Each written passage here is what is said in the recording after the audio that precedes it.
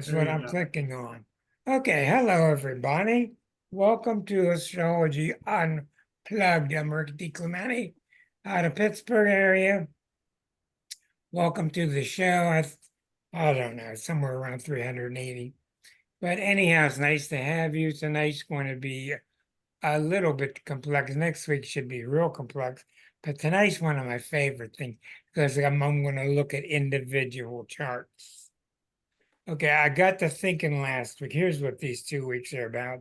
I got to thinking last week when I was looking at the planets, and I think the other astrologers among us can agree, the planets are really hard to figure out right now. It's just crazy stuff going on. So I figured, what would I do if I were you? Because a lot of you don't know your charts real well. You're not trained astrologers. Um, so I thought I would talk tonight about where you would find your strength. Because a lot of time your strength is not in your sun sign. Many times it's coming from several different places. But I thought I would talk about if I were you, where I would look for my strength in terms of facing this big unknown that we're at. We're not only at a big unknown, but the country's never been at a bigger unknown. And when the country is that way and you're that way, that's a double whammy. Next week, I'll be talking about how did we get here. There's going to be a lot of repetition, but I think it'll be good for a lot of you and for me. How did we get to this 2024 time? In terms of, I don't know, maybe the 60s till now. How did we get here? And when you understand that, it really does help, I think. Okay, tonight I've picked out some of the people in the Unplugged group. I'm not promising to get to everybody. I'll do what I can, but I am a big believer that your chart is being chosen for me, so I don't worry about it. I'm going to get to the ones I can. Okay, my main job is not to do your chart, but to do your chart in a way that everybody learns from it. So we'll start with Sigmund. We'll look at his chart. And I'm thinking to myself, okay, this is my chart. What do I do? What do I enhance? What do I make stronger? What do I depend on? Now he's a Virgo. A typical Virgo works on shut up and just get back to work. Don't whine about it, just get back to work. Just keep working. Don't moan to anybody about it. Just keep working, do your best work. Don't even talk about it, and it'll be okay. As a matter of fact, they also have a myth, and many of the signs do have a myth. And the Virgo myth is if you make 10 widgets, if you make 10 widgets tomorrow and 11 widgets the next day, you'll be better off. It's not true. It's a lie. And all the signs lie to us because they kind of got to get us to believe in them. So let's take a look at Sigmund's chart and you'll see what I'm talking about if I can get all my ducks in a row here. Okay, here's Sigmund. All right, now I got to get it. I'm getting used to all these buttons once again. All right. I am feeling more and more at control of things. My first few weeks here, I was walking around like, what the heck do I do now? Thanks to my two compatriots. As you'll notice very clearly, you've got a sun and moon in Virgo, a double Virgo. And when they say single, double, triple, what they're talking about is sun, moon, rising. So if he were born at new moon during sunrise, his sun and moon would both be here. He would be a triple Virgo, but he's only a double because sun and moon. but it's still very strong. Then the next thing you are blown away by is five planets in a row in Libra. Okay, that's a big deal. 5 planets in Libra and 2 in Virgo. Well, I don't know about you, but here's what my mind does. When you have a lot of stuff in one sign and a lot of stuff in another sign, I don't get caught up in the rest of the chart. I get to the rest of the chart later. The chart's telling me you got a lot of Virgo, boom. You got a lot of Libra, boom. And I stopped there.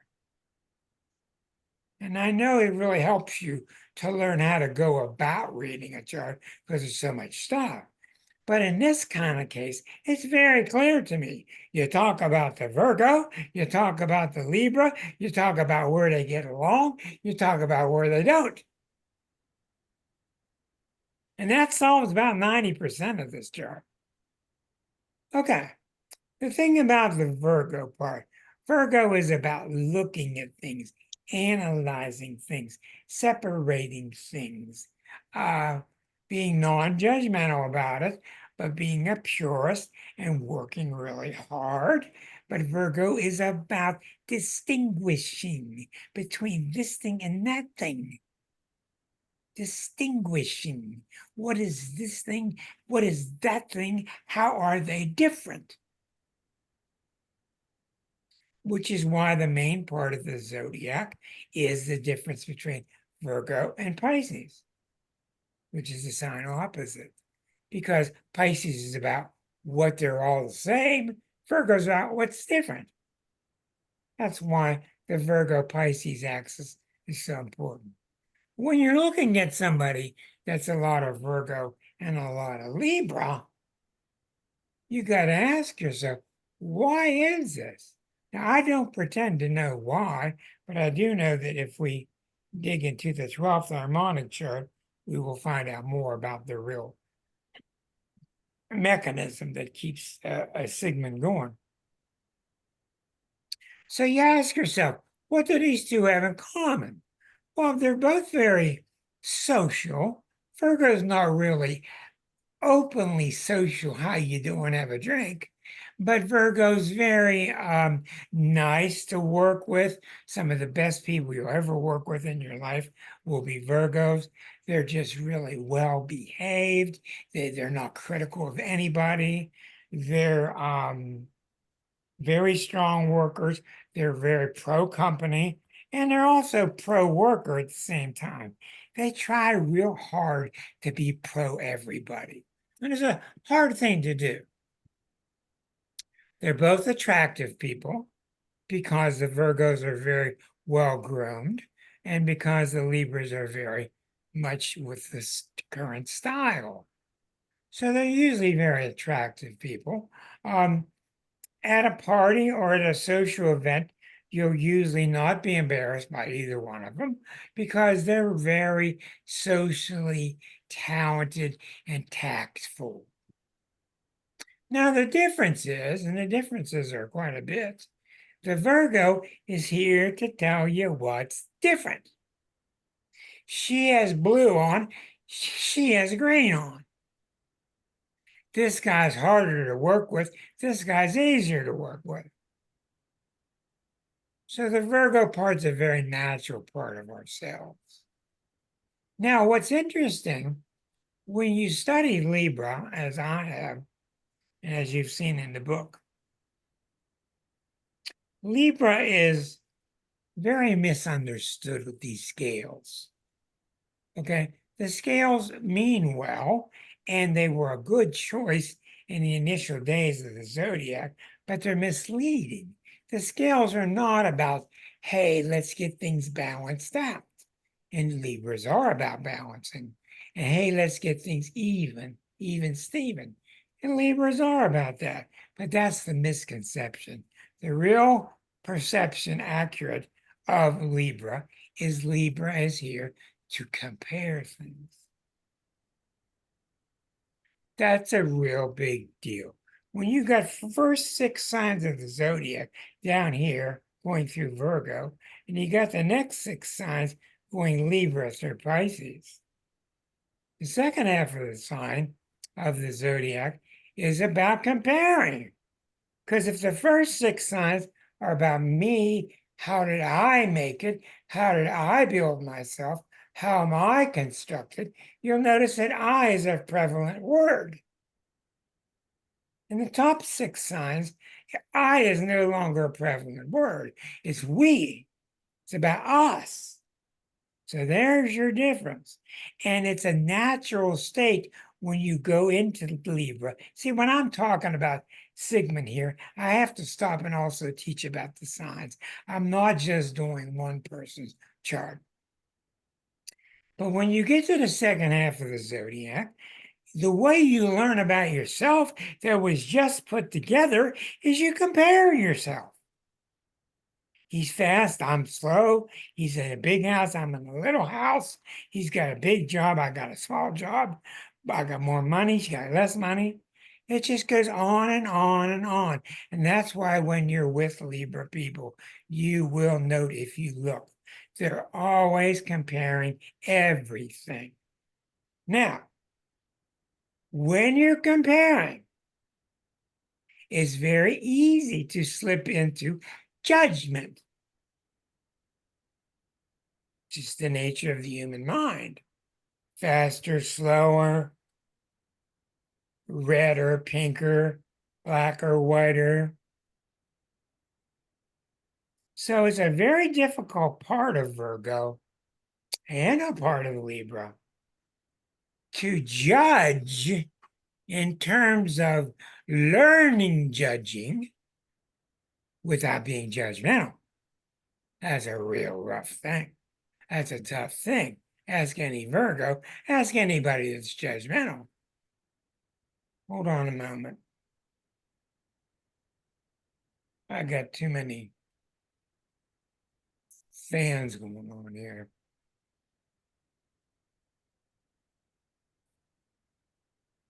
This is a very important part of astrology that you must give some thought. Judging is normal. Can I make it across the street? Yes, I can. No, I can't.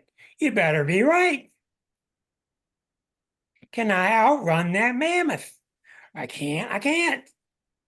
Can I get to the cave faster than him? I hope so. You had better be right. So judging is a really important part of us, but being judgmental is not. And there's a real good reason, this may surprise you. There's a really good, great reason that Jesus was on us all the time, telling us not to judge. Most of us pick up the fact that he's waving his finger at us, which implies that you're bad or you're wrong if you're judging. That's not what he meant. That's one of our biggest problems with religion. So we think we're not allowed to judge. It's not we're not allowed. It's that judging is always wrong. What? That's the problem with judgmentalism. You're always wrong when you judge. How many people have judged somebody only to find out you're completely wrong? Then you judge this person, you find out a week later you're completely wrong. Then you judge that person and you find out a few days later, well, I didn't get that right. That's what Jesus is talking about. Jesus is really, if I may, he's trying to say to us, we're a lot more alike than we think. So it's a tough thing, judgmentalism for Virgos. It's a tough part of any sign, and it's particularly tough with Virgos. Virgos are a very funny sign because they are very good at judging. They're very good at discerning, telling the difference between this and that, but they can't let it get the best of them. And when you let it get the best of you, you end up with the ego involved, and I'm better than, you're worse than. So you can see instantly in Sigmund's chart with 5 planets in Libra, and they're in the 9th house, and the 2 major planets in Virgo in the 8th house. the best way for Sigmund to go forward into his future with this crazy days going on like they are is to use his intelligence. Now, there's an intelligence that is Virgoan. What's the difference between this and that? There's also an intelligence which is social, understanding the difference between this and that thing. So I would imagine that Sigmund's mind is quite busy all the time, balancing facts and having facts floating around, and him trying to put them in the right category and understand them and put them in the right place so that he can function properly. Now, most Virgo people will not tell you this. They're very judgmental and they don't want you to know it. Most of them are. They just are. Okay? That doesn't mean they're condemning, but a lot of them hold back judgment. That's a very Virgoan thing, to be judgmental, but to zip your lip and keep it to yourself. Being judgmental is being intelligent. You're seeing the world accurately. So when I look at Sigmund's chart, let's put it up again.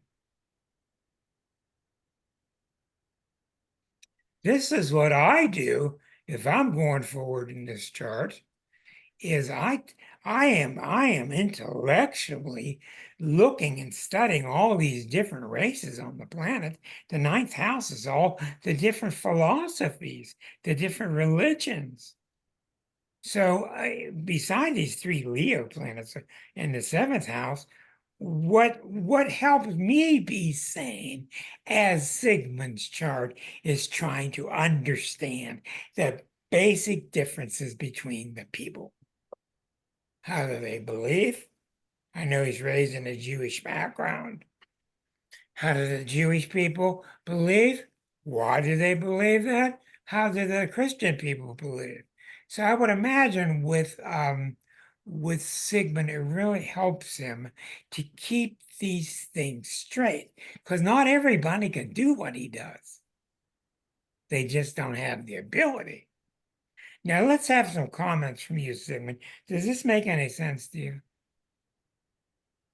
Yes, of course it does. Basically, I've been able to maximize and put into good use, um, being able to judge more precisely, to discern. The sun, right? Yeah, absolutely. To mitigate some of the actual judging judgments, the harsh judging, Right. which I don't like to do. But I know I can, and I'm real good at that. I've been able to mitigate that by many years in teaching, years in social service, years in social service administration. Being in charge of getting the reports right for the county and the state, where all that comes into play. So, how to write a grammatical report so that it actually makes sense when you're reading it. I mean, it's just Right. fun stuff for me. And also, by having meditated for more than 50 years, then that helps too. The mind isn't always going, and I'm basically able to ride the continuum, sometimes as I want, the continuum from um, perceptive to judgmental. Well, I think this makes perfect sense, especially the meditation part. And you can see here what Christ was talking about. When you judge, you're automatically wrong. Because in order to judge something, you have to know everything. And nobody does know everything. So you're automatically wrong. And you can see that Sigmund takes his time, thinks through things clearly, and it would be, you could find much worse places to be during the coming future than to be in Sigmund's mind, because he's careful, he's very balanced, and that's one of the final things I want to say about his chart. Your chart really is about balancing out the Libra and the Virgo part. And the thing about the Libra Virgo, they're both very fair. Okay, Libra is very fair because it's just a fair sign. Virgo is very fair because Virgo really, really cares about people. Virgo is not like Libra. 1 second, Miss Susan. Virgo really cares about people in a pure sense. Why do you think so many of them are nurses? Why do you think the hospitals fill with Virgo nurses? It's not just because they want to help you, they do care. So I think you're on to your right track. You've already had it. I'm just reinforcing it for you. Yes, Susan, you are Yeah, muted. I was wondering, yeah, I should be okay now. I It- was it- wondering how his Leo Mercury affects this. well, that's a good question because the Leo Mercury is all about confidence in what I think. This is my idea. Don't you argue with me. Well, there's a real good sign to that. There's a confidence in how I think. That can be easily supported by the Libra and by the Virgo. And there's also a negative side, which is an arrogance. I'm right, you're going to be wrong. But you see how that's already being negated in this chart because he's got a handle on arrogance and he's got a handle on being judgmental. So I don't think the Leo becomes much of a problem at all. Good question, Susan. Let's move on to Erica now. Okay, does that make sense to you, Mr. Sigmund? Yes, it does, Rick. Thank you very Okay, much. so if I'm coming to the table with all the different nations, one of the first people I'm putting at their seat is Sigmund. Because Sigmund can deal with other people, other countries' mentalities, other people's thoughts. He can be wise and discerning without judging, flying off the handle. He's one of the first people I sit at the UN. So he's got one of the really good weapons, but he's not one of the good ones if you want to put somebody at the front of the army. You don't put Sigmund up front of the army. No, no, he's going to be too indecisive and stab himself. I don't know, but thank God it is the way he is. Okay, Erica, let's take a look at you. Erica, we've looked at you so many times in terms of that Mars Neptune. I'm really anxious to see what we find out this time. Now, remember, Erica is a Taurus. She is an atypical Taurus in the sense that she's got so much Aries, 4 planets, and she's got the really powerful Neptune. She's also got the 3 planets in Leo. So with her, it's really about the Aries and the Taurus and the Neptune. So what's nice about Erica's chart is Erica is prone to stopping herself, prone to suppressing herself with the Neptune. Oh, you'd better shut up. Oh, that didn't go over very well. Oh, you better stop talking about that. But the Aries comes along and says, no, I don't think so. I don't think so. I got stuff to say here. So this can end up being a very nice balance. It's a very nice balance. And you'll notice many times I've noticed with Erica, Erica will climb out on a kind of a slim limb, and it'll be kind of questionable what she said. And all of a sudden, she'll just pop out this big smile. And it's just very disarming. It's very nice, and it's very good. It's very nice. So she has a very nice chart, and the reason her chart is nice is because you can lump the Aries Taurus together in that they're both really early signs. With me, very youthful, young spirited, pure of heart, really enjoy life at its basic level. But the Neptune's over there constantly, whatever reason, bugging her to be more advanced and to be more Piscean and to be more universal. And that Aries Taurus is there to say, "Ah, quit telling me about that, will you?" The Aries Taurus doesn't want to always hear that. The Aries Taurus benefits by it. So your chart's very strong as long as you keep that healthy balance. And I think by now the Neptune's so strong in your chart that you've got a healthy balance, which is why you go out and help people. Aries Taurus aren't necessarily out front helping people. Neptune people are. Okay? Make sense to you? Hello, Erica. Oh, you're talking to me. I thought you were talking to everyone. No, I was talking to you, dear. Yeah, Does this make no. sense to you? I've always I've always been told to stop trying to be so helpful. It started with my mother. I was giving her health advice and exercise advice, and she said, "Come back and tell me when you've got your doctor's degree." And I would be so mad because I'd be trying to help her, you know? No, of course, of course, of course.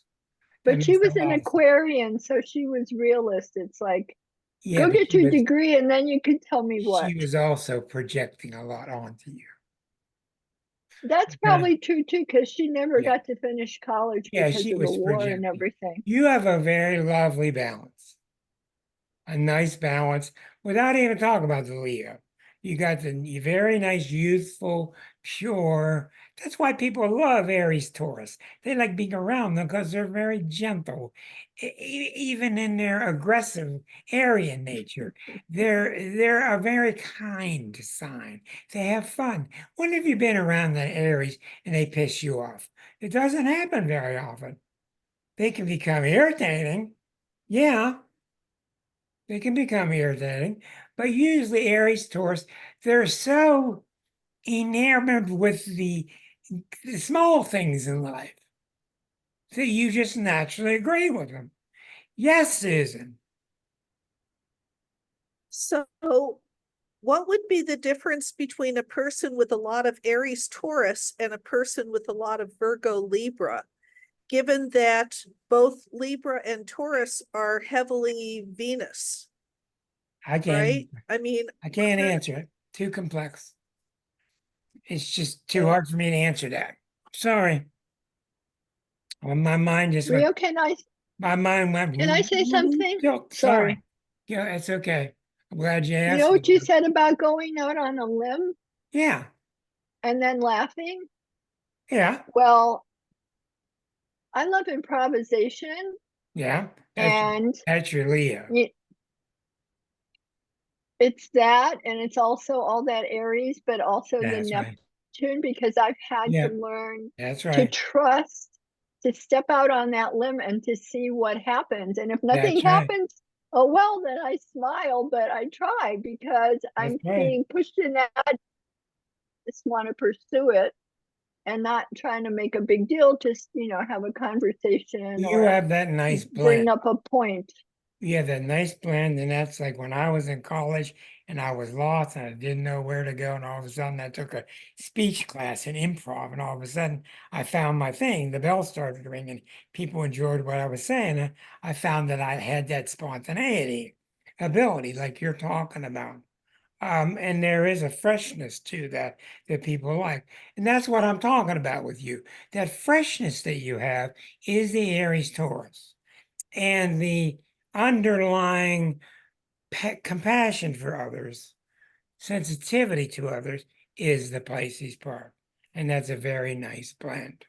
So you've got what you need in many cases, multiple times, because You're small, but you're big. Small meaning I can get along with everybody and relate with everybody. Don't need anything real complex. Big means I'm big in my understanding. I understand why your country's upset. I understand why your religion is upset. I understand that we all have to get along somehow. Does that Yeah, make I like sense? all kinds of I like all kinds of people. I mean, Yeah. um, you know, the idea about a person or reading about them or something like that, you know, I might get an opinion or be judgmental, but when I meet someone in Right. person, you know, I kind of sense, I think I do sense where they're coming from That's right. and see them as a person and um, take them as a person in that particular moment in time, not the complete person. And I'm curious about them. So, you know, I have friends of all different backgrounds. Right. Um, you know, I'll treat everybody the same. I don't care if you're, you know, a billionaire or the president of the company or, you Well, know, you're the Erica, the thing is, receptionist. I cannot overstate to you how much work your Neptune's being for you. Because when Neptune's out of hand, you can really get screwed up. You really can be. Imagine listening to that voice all the time. Think about others, think about others, think about others. Well, you do anything for yourself, you feel terrible. Your Neptune sharing with the Aries is really a nice balance. Yes, it gives you some trouble. I've seen it a lot. But it really can counterbalance. When you get too selfless, the Aries says, come on, what about me? Let's go.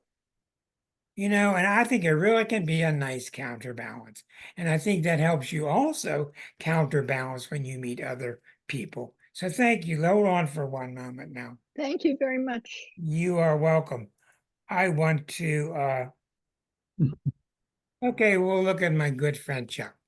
Okay, Chuck, we're going to look at your chart, which is very unusual, and talk about the same thing, especially with you being a very strong corporate leader. Mhm. I know CEO is not the word, but you're in that realm of a Mhm. CEO. And look at 7 planets in Leo. Let's look at the top of the chart. Moon in Aries, next to Eris. You think that's a mild moon? Nuh-uh. It's not a mild moon. You think that Cancer rising is going to quell down this chart? No. You think that Neptune T square is going to have a big impact on this chart? Yes. There's the story of this chart. Ignore everything else. It's all the Leo and it's the T square to Neptune. Okay? You see the T square, all of its energy gets released through Neptune. This gives you Pisces, Pisces, Pisces, Pisces, non-ego, non-ego, non-ego, with Leo, Leo, Leo, Leo, Leo, which is ego, ego, ego, ego.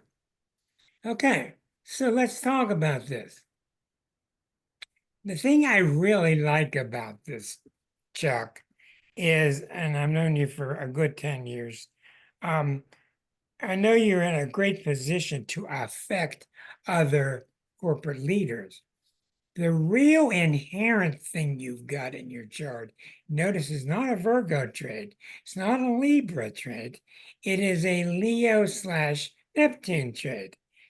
It's your ability to say to a company, look, you can be strong. You can come on stage and say who you are. You can be proud of who you are. You can step forth and show your strength at the same time being humble with it. That's a real gift, a real gift. And as I've said, I've seen about 5 other charts like this one, people born on that same day. And they're all the same way. They're just all the same way, where that Neptune mitigates all that Leo. Very much like we just said with Erica's Neptune and her Aries stuff. So what this means is, here's the nice thing about it. This is one of the things seldom said about Leos that needs to be said more. One of the big parts of Leo is dignity. Mhm. Well, where in the hell does that word come from? Where does that word come from? And what it really means, I think, when you study a long time, is Leo has a lot of respect for how you treat somebody, and a respect for you should be treating me this way. I deserve it. That's not an arrogant thing. Leo's arrogance comes from, I'm really not that bad. I'm really stronger than the rest of the crowd. Look at all the things I could do. I'm really confident with myself. I've been around you a long time. I've not seen the Leo arrogance. I've not seen it. Now, without that Neptune, it would be there. Without the Neptune, it would be there. So also, you got to watch out for Neptune, Erica. The Leo helps the Neptune not be in too much control. So this is very similar to your chart. So the Neptune is, I've noticed you many times talk about something, Chuck, and you automatically put the brakes on, say, I don't want to get out of hand here. I don't want to speak too loudly about this. You have a nice balance. Does that make sense to you? Yeah. So I think the real thing has been all along, as you and I have been training. The real thing that you need to do here, and this is not simple here. You need to really be strong, like those Leo planets suggest, and give a swift kick in people's butt because they need it. That's how we got to where we are, by these terrible leaders. Yeah, that I agree with totally. But you can't let the Neptune get too involved. I think Mm. sometimes you do. The Neptune says, well, you're not being kind enough, or you're not being soft enough. You don't need that. You're already soft enough. You're already concerned enough. You're already nice enough. But what that does when you bring it in too much is it weakens the Leo part. The Leo part should be saying, get out and say what you got to say. You're strong, go do it.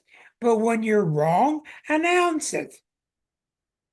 When you're wrong, tell people you're wrong. When you're wrong with your staff, tell them you screwed up. It's a very bold sign, Leo. It gets away with anything because it's so strong and direct and honest. Does that make sense, Mr. Chuck? Yeah, yeah, yeah. There's a lot of that kind of stuff going on right now too. Well, I would think it's coming to a head through the years. It's getting more Yeah. and more coming to that. What's happening? Oh, just a variety of things that are both personal with family and as well as um, dynamics in business on a variety of different people. Yeah. Both Okay, sides. now does this help? Well, I think it does, particularly around I always have been sensitive to that Neptune Leo kind of combination with the heavy emphasis on Leo. And I do recall you mentioning this over the years, right? About, it has an element of tempering it a little bit because of it. I can't remember exactly what I think that what I'd say is that the emphasis of I'll say spirituality for lack of a different word, but I can't That's remember. exactly what it is. Yeah. Yeah. Yeah. Now, Yeah. Rick and Claudia, you're both Leos. What do you think about this? And I know you both have strong Neptunes. What do you think about this counterbalance that we're talking about as far as Leo is concerned? I Claudia, you can go first. Feel free. think it's such a wonderful, wonderful juxtaposition. Exactly. It's beautiful. The self wants to be the self in all its glory, and the Neptune is Exactly. is the opposite, and in the most wonderful way, in the most loving, unconditional way. It depends on the person, maybe perhaps the other planets, how they handle it, but and who wins. Sometimes, you'll be the Leo and sometimes you'll be the Neptune, but I have grown to really, really appreciate and feel Exactly. just kind of really very blessed by that, because That's right. I do feel like, especially Chuck's chart is a lot of Leo. Yes, I'm it a is. Leo, but I don't have that much Leo. He has a lot of Leo. Now you go look at Warhol's chart, Yeah. the son of Pittsburgh. Mm-hmm. You go and you won't see that with Warhol. He Yeah. has tons of Leo, strong Neptune, but the ego went with him. The Yes. ego went with him. Here's my Yeah. banana. Here's my can of Campbell's soup. Hmm. It was like, who are you fooling, man?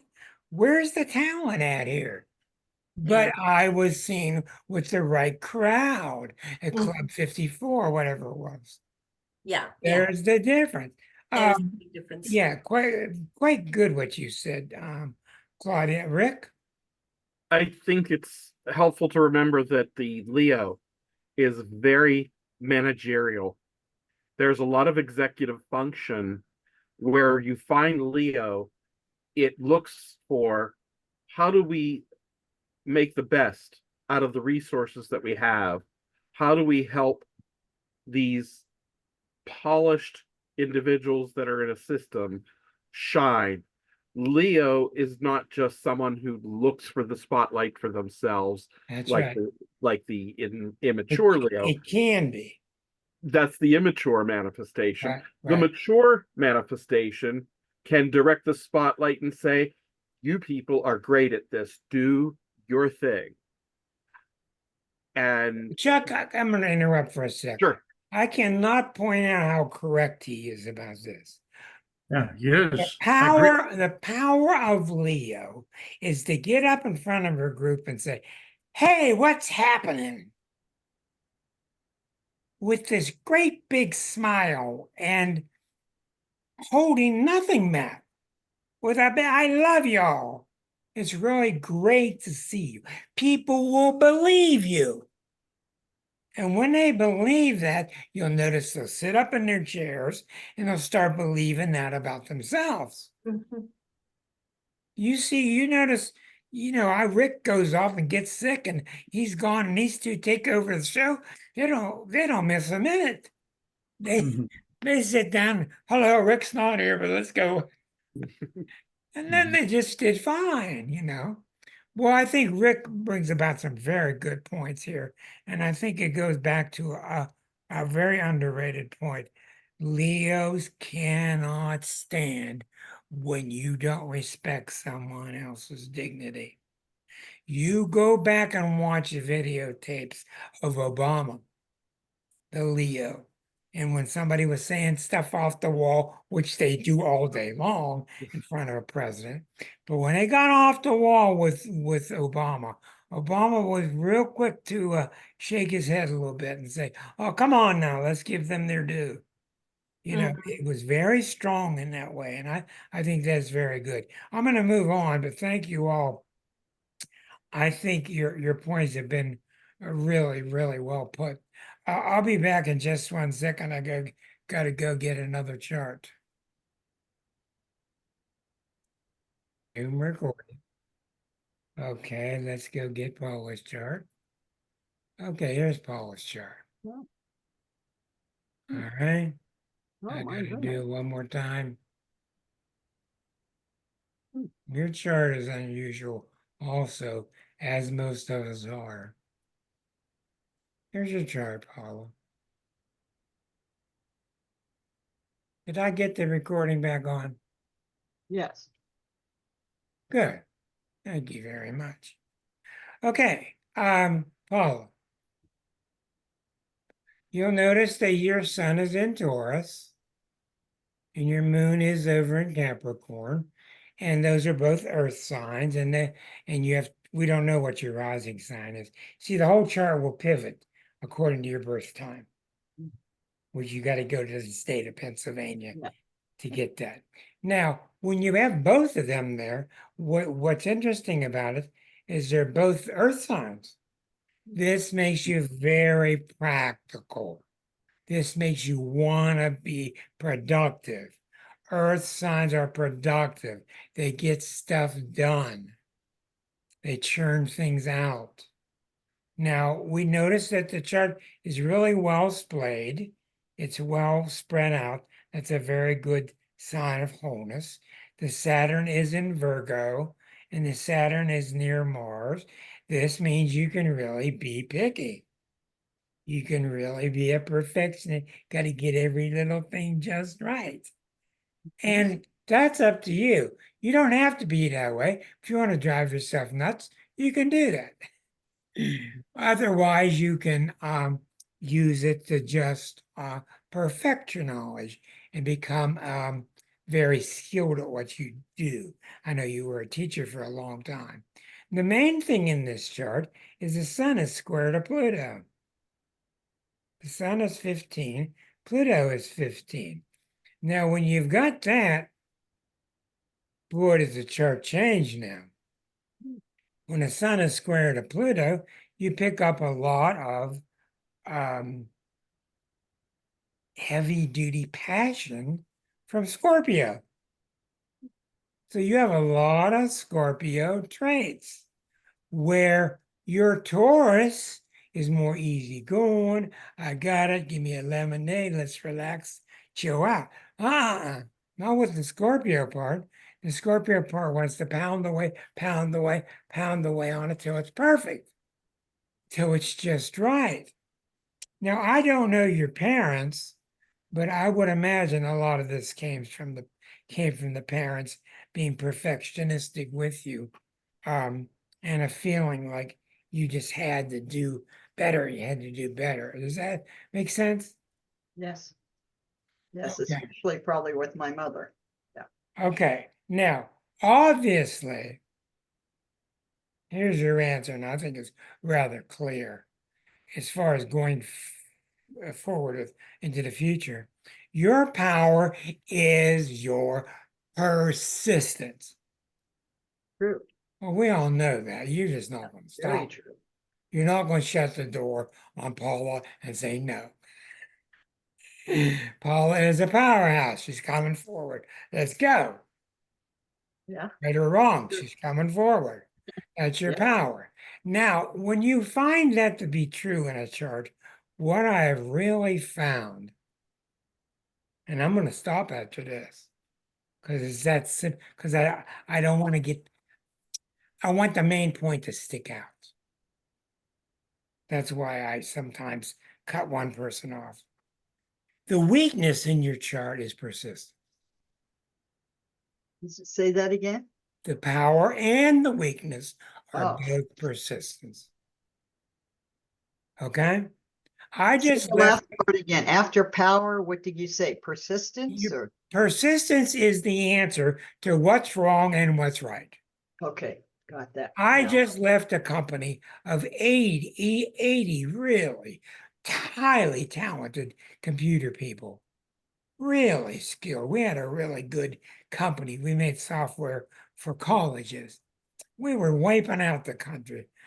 Low cost, affordable.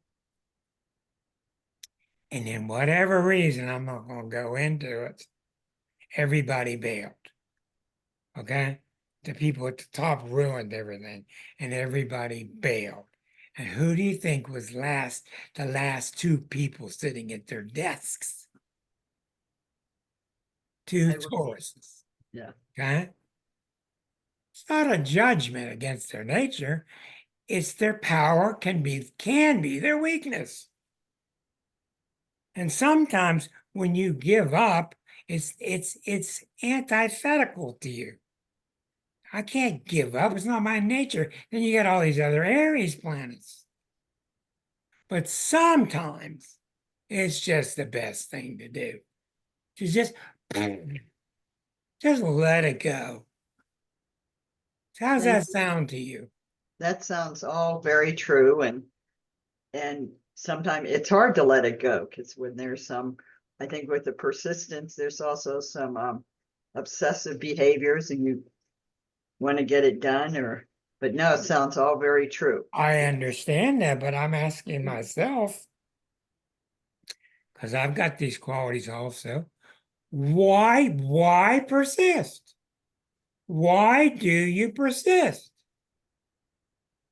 When it looks like a losing cause, like you're getting nowhere, why do you keep trying instead of just saying, psh? Is it just habit? Or some is wanting to have some control. Is it true that if you let go, you will lose control? I probably maybe think I will, but I won't. Exactly. Yep. There's your key. Uh-huh. There's your key. Yeah. Letting go is not losing control. Letting go is not losing control. And that, my dear, is why you're on this show. I can tell when these things stick out. This is Yeah, sticking you're out. good.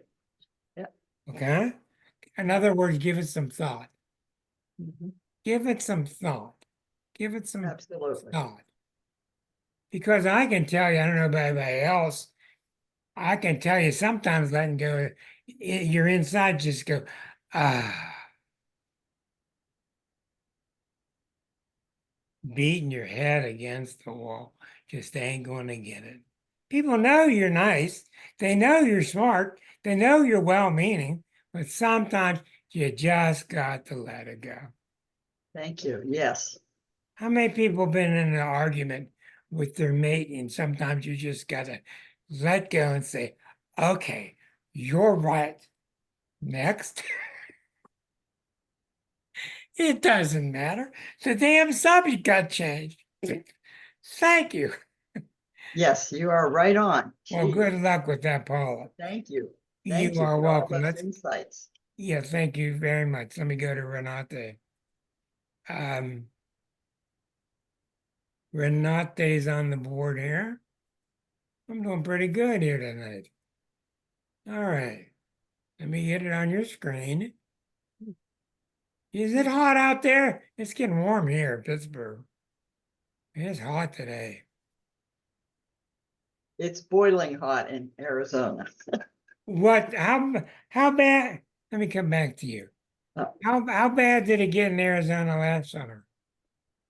Oh, Phoenix got in the 120s for a lot of the, Oh my God. Oh, and these couple days here were close to 110. But it's supposed to be a little better, but it's really it's a blast oven. And it's I only got out of my car one time at It's the hot. airport in Las Vegas and it was 126. Yeah. And I got Mhm. right back in the car. Yeah. It's just unbearable. It's a dry heat, but it's really Oh, give me this dry hot. heat. It's hot, real hot. Your skin is dry. Everything is lots of skin capital cancer of the country almost. And Is that it's right? thank goodness for air conditioning. Yes. Well, you guys can make a lot of money selling air conditioning. Oh yeah. Okay, let's go back to Renate. Okay, Renate, this is a chart I've not studied at great depth, so I'm anxious to do that. So this is my chart for the moment. Okay, we got a sun in Taurus. We got the Virgo rising. Got Neptune rising in the first house. So we see that. Huh? The Neptune is the thing you have in common with everybody else sitting here, which is what you would expect in an astrology show. So the Neptune's very strong. Okay, the sun is in Taurus, not particularly strong. The moon and Pluto and Chiron are in Cancer, but notice this big T square. This big T square, 3 planets, 1 planet, everything's going to Saturn in Aries. Now, Saturn in Aries is a very unusual planetary placement. I've watched it for years, and it's not a simple planet to express, to explain to people what it means. Because Saturn is trying to act in an Aryan way. Well, that's very unusual and very difficult. I bet I would put it in front of the group right now, and nobody could explain to me what Saturn in Aries means. It's really hard. I struggle with that It one. is a hard one, very Me too. hard, I really do. I struggle with it because right? it's again like that opposing nature. My daughter has this. It's a very unusual. It's a very hard to untwist. Yeah. Yeah. Well, the thing about Saturn is you're going to make sure, right? Well, when it's in Aries and it's already at the point of a T-square, I don't care where Renate's sun is or her Virgo rising. There's a part of Renate that when she's in charge and she wants to make sure, by God, she's going to do it. Now, I have not seen this with her, but I've seen it with many clients. And it's almost to the point where you can't argue with it. It's so strong in people's charts. That's what I have noticed. Now, what can happen, and you got to be little double tricky up your sleeve kind of astrologer here to figure it out. There is a part of Saturn in Aries that may not be her. It can really, and this is tricky stuff I've noticed, but it can really represent someone in their background. Somebody in her background that was very almost dictatorial. Mhm. Was someone like that? No, she says. Now we're really complicated. What were your mom and dad like? My dad was not there, and my mom was she was a Pisces, but the Pisces in the 10th house, and she was I was never good enough for her. Okay. Never now- ever. All Whatever I right. did, Well, that I is loved. not, that's not a Pisces trait. Okay. Yeah. So what was she like? She was very Capricorn, because she had this planet in the 10th house. Yeah, but I She want to know with non-astrological words, what was your mother like? she was not a warm-hearted mother, and I could never do anything good for her. And what was I just saying, dictatorial?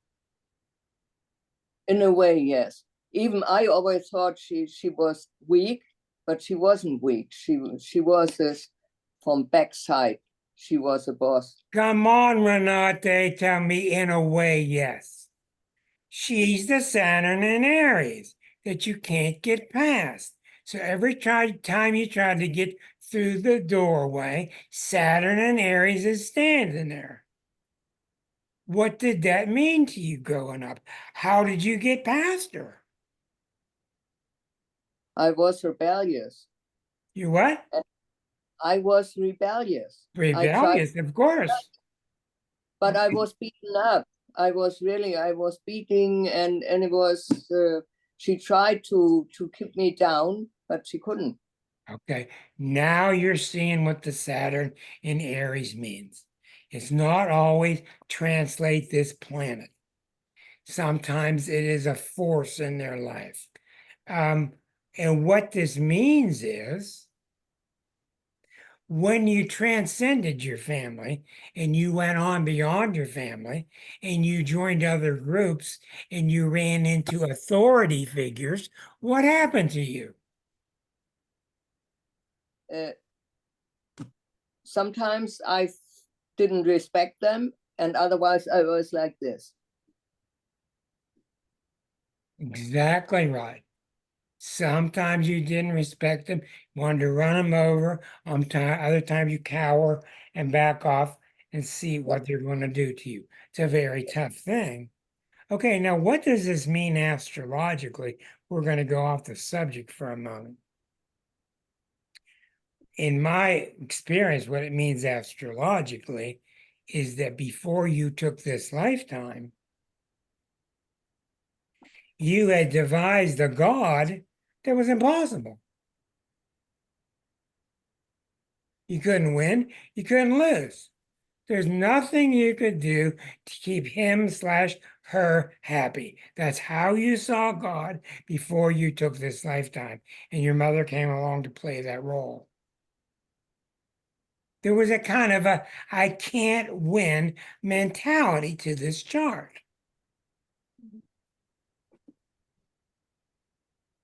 Now, does that make sense? Yeah. And on top, I have a Pluto Sun square too. That's exactly right. That's This very perception, similar.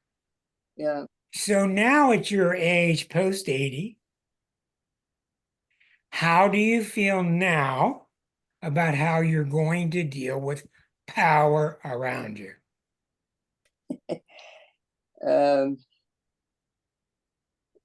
I gonna feel more and more my own power.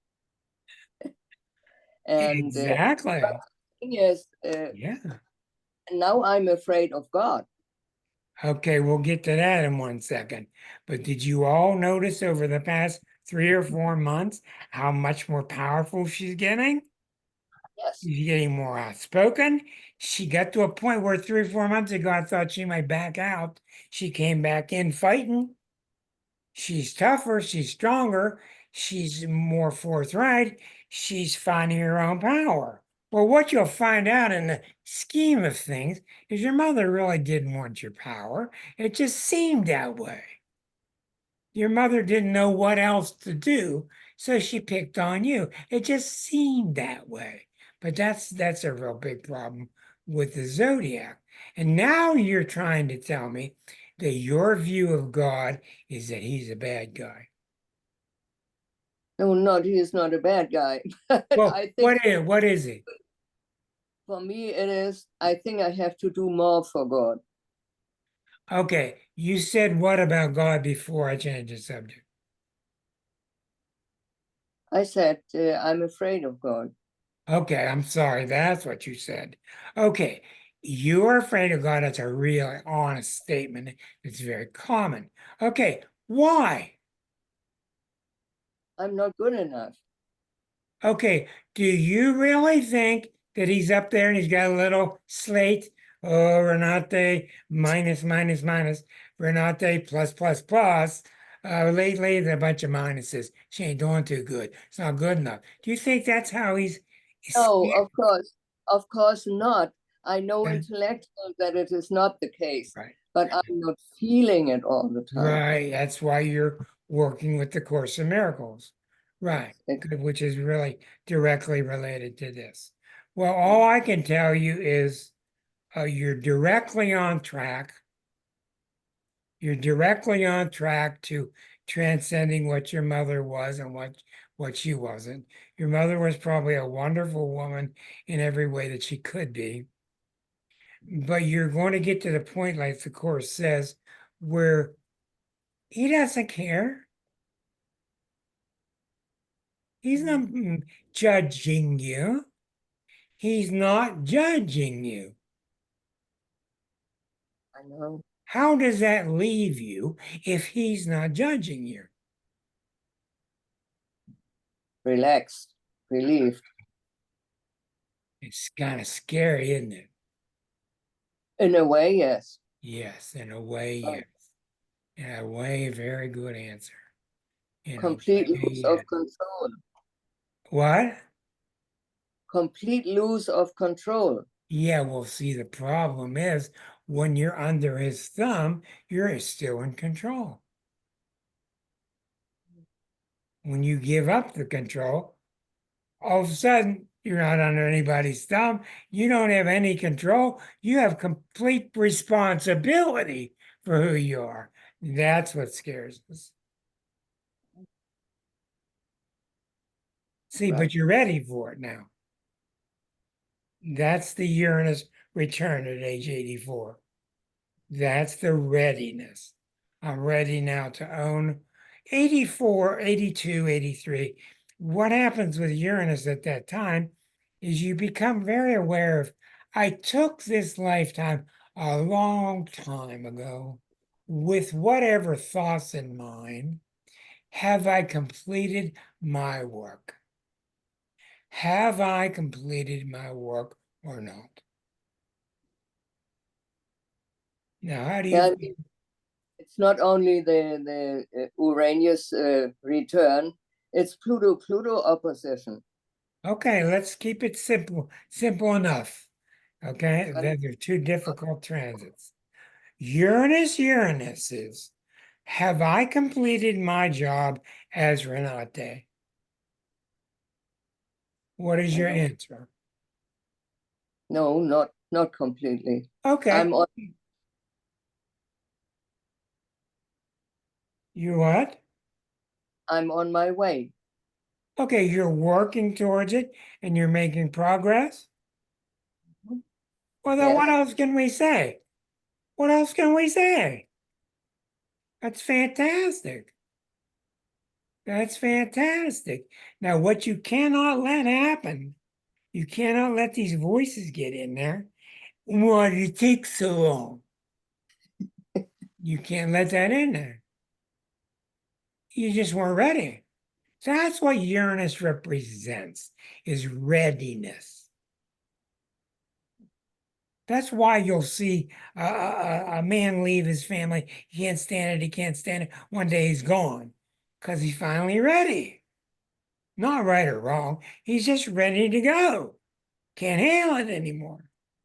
That's why somebody leaves their job after 30 years. They just build. Uranus hits and they're gone. Uranus is readiness. A good evening, Chuck. Thank you. Good to see you. We'll see you next time. All right. Thanks. You guys. So you're welcome. Renate, I think this is very good news. I think it would be very good for you, in my opinion, to review some of your mother's life, to just not about you, just think about her and what she had to deal with. I think that would be very good. And I Oh, think, huh? I did that and said thank you to her because finally I always wanted to see her weakness but I saw her strength and I saw what a very hard life she had, and I think she fulfilled her purpose when she Well, was here. I think that is wonderful news. I'm very pleased. I'm very pleased with what you just said. I think it's just marvelous, and everybody's doing the best they can. But in your chart, the question to tonight's question is, what do I do to go forward? I'm getting a very simple answer. I'm getting a very simple answer. Maybe it's not simple, maybe it's incorrect, but the answer I'm being given is, I'm not going to let anybody stop me. What? I'm not going to let anybody stop me. Yes. Period. You've been around too long. You got too much experience. You've been to several different countries. You're smart. And you see what people do to themselves, but I'm not going to let them do that to me. Right. No, nothing mean about it. I'm just not going to let it happen. And you can see it's a good lesson for all of us about how Saturn and Aries can be very tricky. And this is why Arroyo is so good. Sometimes it's not the planet placement itself, but what it represents. So I'm going to call the evening off early tonight, and I got to get to Susan. Susan keeps She keeps disappearing on me. Then I wonder where she is. Let me get to Susan. Okay. Want to make sure we get her done. Okay, here's Susan. And let me.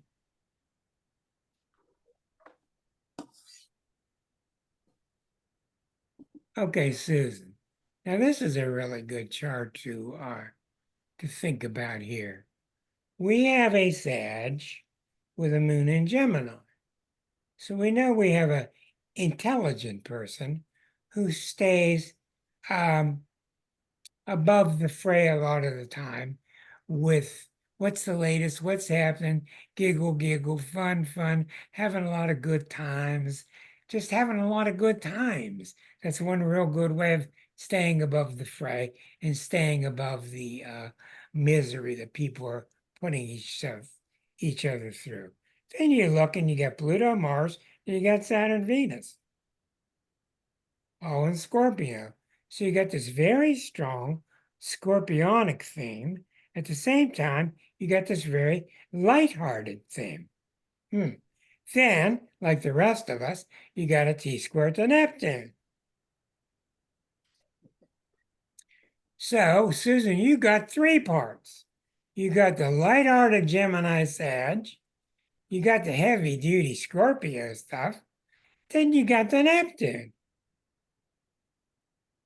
What does that mean to you? I don't know. I don't know. I try to be flexible in life as a response to everything. Mhm. I try to roll with it all. That's all. Well, that's a good answer.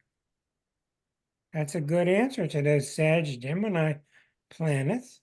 I wonder what all that Scorpio is saying in you. Wonder what all that is saying. Well, both of my parents had that heavy influence as Paula. well. I'm sorry, go ahead. Both of my parents had that heavy influence as well. Okay, when you look forward, you see the state that the country's in, you see the state that most people are in. When you see the state that we're all inheriting, what do you see as your power to get through it? Keep it light. Good answer, That's huh? it. Just don't get sucked down. Just Hey, keep it light. ain't that a good Whatever one? happens that's horrible, it too will pass. Well, that's a good answer, isn't it? I mean, that stuff always does historically. Yeah, you're right. That's a real good answer to somebody with 4 planets in the Scorpio field. That's a real good answer. Keep it light, turn the page, keep drawing. Yeah, pretty much. Just, don't make a target out of yourself. Keep things light and know that it's all going to pass eventually. That would be a good t-shirt. Don't make a target out of yourself. Yeah. Well, Well, I not don't. everything is What? not everything is worth a battle. Yeah. Sometimes surviving is the best victory.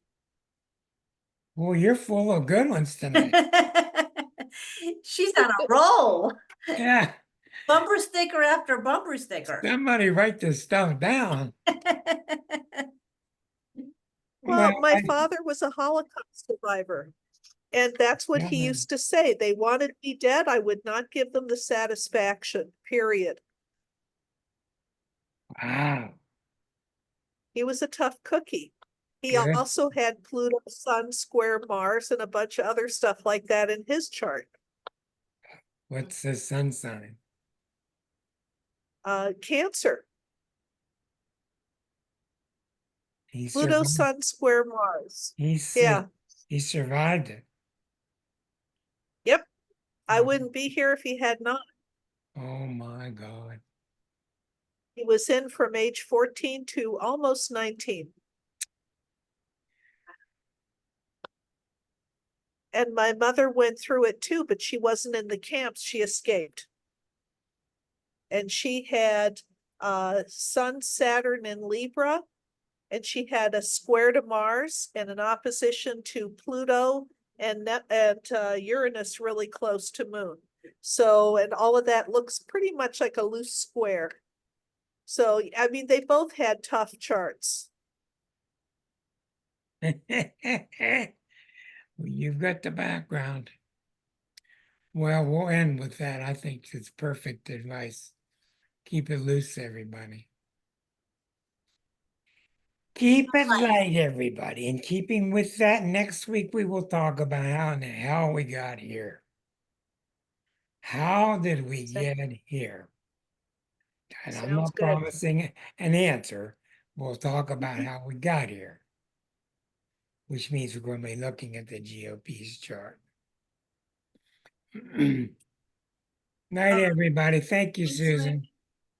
All right, Thank Rick. you, Rick. Night, everybody. Good night, Stay everyone. well.